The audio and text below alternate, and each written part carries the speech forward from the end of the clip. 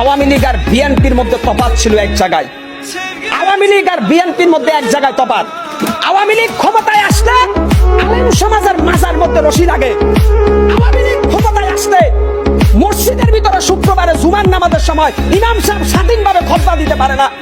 আওয়ামী লীগ ক্ষমতায় আসলে বাংলাদেশের বিভিন্ন তাফসীরুল কোরআন মাহফিলে আলেমরা কোরআনের কথা বলতে পারে না।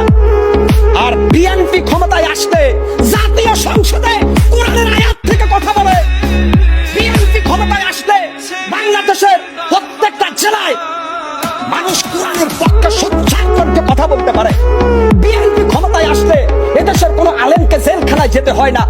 বিএনপি ক্ষমতায় আসলে এদেশের রাম বাম নাস্তিকরা কোরআনের বিরুদ্ধে কটূক্তি করার সাহস পায় না। বিএনপি ক্ষমতা আসলে বিশ্ব নবীকে অপমান করার সাহস এই মুসলমানের দেশে কেউ দেখাইতে পারে না। কেন আজকে বিএনপির নামে প্রপাগান্ডা?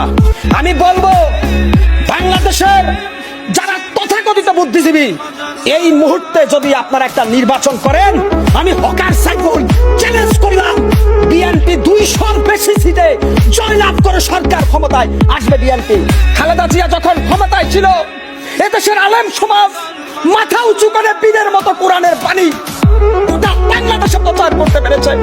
যখন খালেদা জিয়া রাষ্ট্রের প্রধানমন্ত্রী ছিলেন, তখন তিনি র্যাব গঠন করেছিলেন। তিনি আওয়ামী লীগ বিএনপি দেখেন নাই, তিনি সন্ত্রাস দমনের জন্য র্যাপিড অ্যাকশন ব্যাটালিয়ন র্যাবের যোগ শুরু করেছিলেন। খালেদা জিয়া যদি ওই সময় ওই ক্লিন অপারেশন না করতেন, হয়তো বিএনপি আরো প্রভাবশালী অবস্থায় চলে যেত। কিন্তু খালেদা জিয়া অন্যায়কে প্রশ্রয় দেন নাই। আজকে আমি খালেদা জিয়ার দালালি করতেছি না।